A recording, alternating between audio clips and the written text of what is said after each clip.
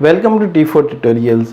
आज की इस वीडियो में हम बात करेंगे, अगर आपकी कंप्यूटर प्रोग्रामिंग कमज़ोर है और आप MS या PhD की रिसर्च करना चाह रहे हैं और आप किसी ऐसे रिसर्च एरिया में जाना चाहते हैं कि जहां पे प्रोग्रामिंग से आपका ज़्यादा लेन देन ना हो, तो कौन कौन से वो जो टॉपिक्स हैं आपके लिए बेहतर रहेंगे, कौन कौन से सब्जेक्ट्स और कौन कौन से रिसर्च एरियाज़ हैं जिनमें अगर आप रिसर्च करेंगे तो आप प्रोग्रामिंग की बहुत लिटिल नॉलेज या प्रोग्रामिंग की ज़ीरो नॉलेज के साथ भी आप रिसर्च कर सकते हैं।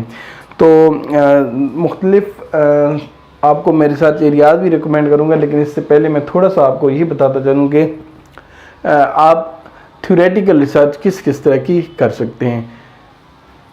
आप थ्योरेटिकल एनालिसिस कर सकते हैं, जैसा कि मिसाल के तौर पर आप डिफरेंट तरह के जो सॉर्टिंग एल्गोरिथम्स होते हैं उनको एनालाइज कर सकते हैं। जैसा कि आपने डेटा स्ट्रक्चर और प्रोग्रामिंग में पढ़ा था कि डिफरेंट तरह के सर्चिंग और सॉर्टिंग एल्गोरिथम थे, तो इस तरह के डिफरेंट एल्गोरिथम आप लें, उनको एनालाइज करें, तो इस तरीके से आप थ्योरेटिकल एनालिसिस कर सकते हैं। अब आपके माइंड में आ रहा होगा कि ये तो सॉर्टिंग एल्गोरिथम है, तो इसमें तो हमें प्रोग्रामिंग की ज़रूरत पड़ेगी। तो ऐसी बात नहीं है। आप डिफरेंट एल्गोरिथम्स को, उनके ड्राई रन्स को एनालाइज करें और कोई अपना एक सोल्यूशन प्रपोज कर सकते हैं आप। इसी तरीके से आप डिफरेंट एल्गोरिथम्स की स्ट्रेंथनेस और वीकनेस पर फोकस करके रिसर्च कर सकते हैं। इसी तरीके से आप रिसर्च कर सकते हैं कि ऐसा कौन सा तरीका अपनाया जाए कि ताकि बेटर स्पीड हो, हमारे कंप्यूटर की मेमोरी कम इस्तेमाल हो और एक्यूरेसी ज़्यादा से ज़्यादा हो। इसी तरीके से आप डिफरेंट तरह के मैथमेटिकल मॉडल्स डेवलप कर सकते हैं। इसमें भी आपकी प्रोग्रामिंग नॉलेज इतनी ज़्यादा या समझने की दरकार नहीं होगी। मिसाल के तौर पर estimate the probability of failure of A system. मिसाल के तौर पर आप रिसर्च करते हैं कि एक सॉफ्टवेयर है या एक कोई हार्डवेयर है और आपने रिसर्च करनी है और कोई एक ऐसा मैथमेटिकल मॉडल प्रपोज कर देना है कि जिससे ये पता चल सके कि एक सिस्टम की फेलियर की प्रोबेबिलिटी क्या है। आप मेजरिंग थ्रूपुट, लेटेंसी और रिस्पांस टाइम ऑफ सॉफ्टवेयर, इन पर रिसर्च कर सकते हैं। इसमें जो कंप्यूटर प्रोग्रामिंग है वो इन्वॉल्व नहीं होगी। रिस्पांस टाइम आप बता सकते हैं कि सॉफ्टवेयर को किस तरीके से डेवलप किया जाए ताकि सॉफ्टवेयर का रिस्पांस टाइम अच्छा हो। लेटेंसी और थ्रूपुट, इन तमाम चीज़ों पर आप रिसर्च कर सकते हैं। इसी तरीके से आप डिफरेंट तरह के थ्योरम्स प्रूव कर सकते हैं। मिसाल के तौर पर formal verification methods to ensure the correctness of software program. आपको ये एक फॉर्मल वेरिफिकेशन का मेथड बना सकते हैं जो कि सॉफ्टवेयर की प्रोग्रामिंग की करेक्टनेस को रिप्रेजेंट करेगा, उसके बारे में बताएगा। इसी तरीके से आप formal verification to analyse the performance of a software system by verifying that it meets certain performance requirement. आपने सॉफ्टवेयर इंजीनियरिंग में non functional requirements of software पढ़ी थी, जिसमें efficiency, portability, reliability, accuracy, speed, efficiency और इस तरह की और भी बहुत सारी नॉन फंक्शनल रिक्वायरमेंट्स थी। तो आप उस तरह की जो नॉन फंक्शनल रिक्वायरमेंट्स हैं आप उन पर काम करके डिफरेंट तरह के थ्योरम्स को प्रूव कर सकते हैं। इसी तरीके से आप न्यू थ्योरम डेवलप कर सकते हैं। मिसाल के तौर पर आप कहते हैं कि आपने एक, जिस तरह आपने डेटा स्ट्रक्चर में देखा था कि स्टैक्स होते थे, ट्रीज होती थी, और आप इसी तरीके से कोई और नया डेटा स्ट्रक्चर इंट्रोड्यूस करा देते हैं। आप फंडामेंटल प्रिंसिपल्स पर रिसर्च कर सकते हैं, जैसे कि मॉड्यूलरिटी पर, टेस्टिंग पर। जिस तरह आप जानते हैं कि प्रोग्रामिंग में और कंप्यूटर में एक मॉड्यूलरिटी का कॉन्सेप्ट होता है। आप देखें मॉड्यूलरिटी, आप लाजमी नहीं कि आप मॉड्यूलरिटी की प्रोग्रामिंग करें, आप एक जनरल किस्म का एक मॉडल प्रपोज कर सकते हैं जिसमें मॉड्यूलरिटी की बात हो रही हो। आप सॉफ्टवेयर टेस्टिंग पर रिसर्च कर सकते हैं, आप सॉफ्टवेयर डॉक्यूमेंटेशन पर रिसर्च कर सकते हैं। और चलिए अब मैं आपको बताता हूँ कि वो कौन कौन से सब्जेक्ट्स हैं कि जो मैं आपको हाईली रिकमेंड करूँगा कि जिनमें आप रिसर्च करें, और वो कौन कौन से सब्जेक्ट्स हैं जो मैं आपको रिकमेंड नहीं करूँगा कि आप इनमें रिसर्च करें।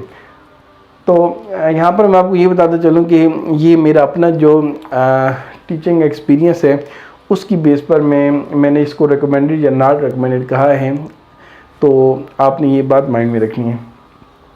अगर हम क्लाउड कंप्यूटिंग की बात करें तो क्लाउड कंप्यूटिंग मेरी तरफ से रिकमेंडेड नहीं है कि अगर आपकी प्रोग्रामिंग कमज़ोर है तो आप क्लाउड कंप्यूटिंग में रिसर्च ना करें। सॉफ्टवेयर टेस्टिंग में अगर आप रिसर्च करना चाहते हैं तो मेरी तरफ से स्ट्रांगली रिकमेंडेड है, ख़ासतौर पर ब्लैक बॉक्स टेस्टिंग। अगर आपकी प्रोग्रामिंग कमज़ोर है तो आप सॉफ्टवेयर टेस्टिंग में रिसर्च करें, आपके लिए आसानी होगी। नेटवर्क सिक्योरिटी मेरी तरफ से रिकमेंडेड है। मशीन लर्निंग रिकमेंडेड नहीं है क्योंकि इसमें भी आपको प्रोग्रामिंग की ज़रूरत पड़ सकती है। सॉफ्टवेयर फॉर्मल वेरिफिकेशन रिकमेंडेड है। और इसके अलावा ubiquitous and pervasive computing not recommended है। Data streaming not recommended. Probabilistic algorithm recommended but not for implementation. ये जो प्रोबेबिलिस्टिक एल्गोरिथम्स होते हैं इन पे भी आप रिसर्च कर सकते हैं, लेकिन आपने जो इसकी रिसर्च करनी है वो आपने इसकी इम्प्लीमेंटेशन यानी कि प्रोग्रामिंग बेस्ड रिसर्च नहीं करनी बल्कि थ्योरेटिकल रिसर्च करनी है आपने। यहाँ पर मैं आपको ये बताता चलूँ कि कोई भी कंप्यूटर साइंस का जो सब्जेक्ट है, कुछ सब्जेक्ट ऐसे हैं जिनमें आपके पास ऑप्शन होता है कि आप उसको प्रोग्रामिंग बेस्ड रिसर्च में लेकर जाएंगे या थ्योरेटिकल रिसर्च में लेकर जाएंगे, और कुछ ऐसे सब्जेक्ट भी हैं जिनमें सिर्फ और सिर्फ यानी कि अगर आपकी प्रोग्रामिंग कमज़ोर भी है तो फिर भी आप उस पर रिसर्च आराम से कर सकते हैं। सॉफ्टवेयर की यूजेबिलिटी इंजीनियरिंग स्ट्रांगली रिकमेंडेड है। इसमें प्रोग्रामिंग इन्वॉल्व इतनी ज़्यादा नहीं होगी, आप इसमें रिसर्च करें। कम्युनिकेशन प्रोटोकॉल्स रिकमेंडेड हैं। Natural language processing not recommended. Bioinformatics recommended. अब बायोइन्फॉर्मेटिक्स जैसा सब्जेक्ट तो जो बायोइन्फॉर्मेटिक्स के स्टूडेंट होते हैं जो कि आधे सब्जेक्ट बायोलॉजी के और आधे सब्जेक्ट आईटी के पढ़े होते हैं तो वो भी इसमें रिसर्च कर लेते हैं। तो आप जो वो लोग जो मेरी इस वीडियो को देख रहे हैं वो ज़्यादातर कंप्यूटर साइंस के प्रोफेशनल स्टूडेंट होंगे, तो अगर वो कर सकते हैं तो आप भी कर सकते हैं। तो आप बायो इन्फॉर्मेटिक्स में रिसर्च कर सकते हैं। Agent oriented computing not recommended. 3D modelling not recommended.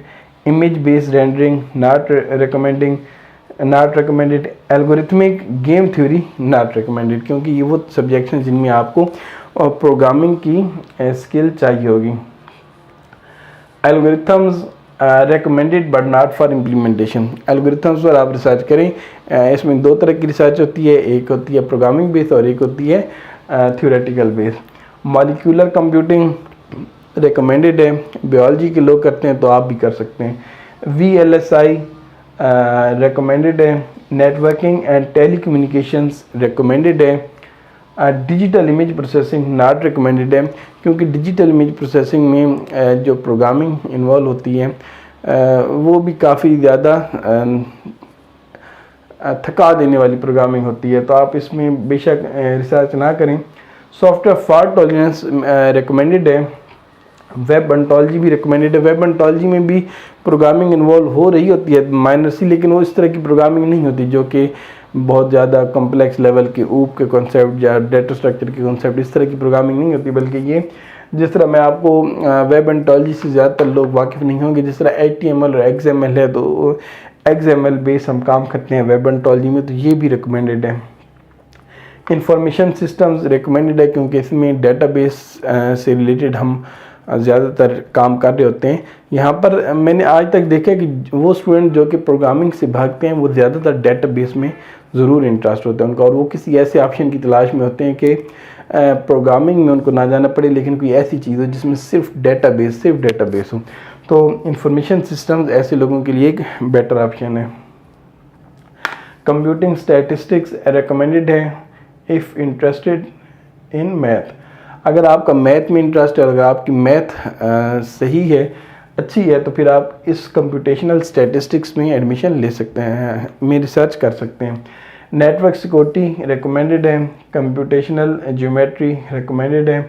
Data structure not recommended है। और computational complexity not recommended. Quantum computation not recommended. Computer vision not recommended, क्योंकि कंप्यूटर विजन में भी डिजिटल इमेज प्रोसेसिंग और कुछ इस तरह की चीज़ें आने लग जाती हैं। Database schema integration and evolution ये रिकमेंडेड है, क्योंकि इसमें डेटाबेस से रिलेटेड हम रिसर्च कर रहे होते हैं। मोबाइल एडहॉक नेटवर्क्स रिकमेंडेड है। सोशल नेटवर्क्स पर भी आप रिसर्च कर सकते हैं, ये रिकमेंडेड है।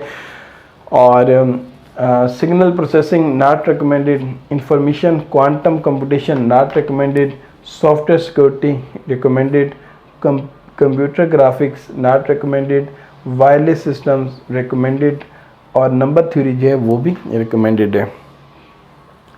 सॉफ्टवेयर फॉर्मल मेथड्स मेरी तरफ से recommended है, आप इस पर रिसर्च करें। Artificial intelligence not recommended, information retrieval not recommended, computer architecture recommended, dynamic networks recommended, internet of things recommended, operating systems not recommended। Operating system में वैसे तो आप थ्योरेटिकल भी रिसर्च कर सकते हैं और प्रोग्रामिंग बेस भी रिसर्च कर सकते हैं, लेकिन फिर भी अगर आपका प्रोग्रामिंग में इंटरेस्ट नहीं है तो कोशिश करें कि ऑपरेटिंग सिस्टम में रिसर्च ना करें।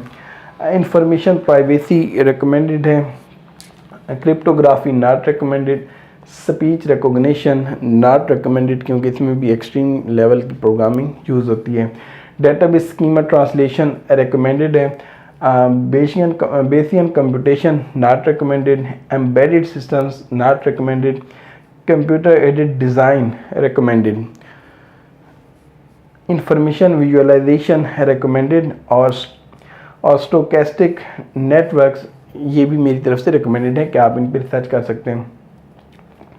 और आखिरी दो research areas human computer interaction, आप इस पर रिसर्च कर सकते हैं। अगर मेरी रिकमेंडेशन आप माने तो जो HCI है ये एक ऐसा रिसर्च एरिया है जिसमें प्रोग्रामिंग आप समझ लें कि बिल्कुल ज़ीरो है। तो आप ह्यूमन कंप्यूटर इंटरेक्शन में आप रिसर्च करें, आप यूजेबिलिटी इंजीनियरिंग में रिसर्च करें, आप सॉफ्टवेयर इंजीनियरिंग से रिलेटेड जो एरियाज हैं उनमें रिसर्च करें तो आप प्रोग्रामिंग से काफ़ी दूर रहेंगे। आप सैटेलाइट कम्युनिकेशन में रिसर्च करें तो ये भी बेटर ऑप्शन है। तो यहाँ पर ये मैं आपको क्लियर करता चलूँ कि ये जितनी भी मैंने आपको रिकमेंडेड और नॉट रिकमेंडेड बताया, ये जो मेरी ऑब्जर्वेशन है, जो मैंने आज तक इन तमाम सब्जेक्ट्स के बारे में देखा पढ़ा है, ये उसकी बेस पर मैंने आपको ये रिकमेंडेड या नॉट रिकमेंडेड किया है। तो अगर आप इस पर अमल करेंगे तो मैं उम्मीद करता हूँ कि आपका जो मकसद था कि आप कोई ऐसा रिसर्च एरिया चूज़ करें जिसमें प्रोग्रामिंग इन्वॉल्व ना हो, तो आप उस मकसद में कामयाब होंगे। वीडियो पसंद आई है तो चैनल को सब्सक्राइब करके बेल आइकन ज़रूर प्रेस करें ताकि जब भी कोई नई इस तरह की वीडियो अपलोड हो तो नोटिफिकेशन सबसे पहले आपके पास आए।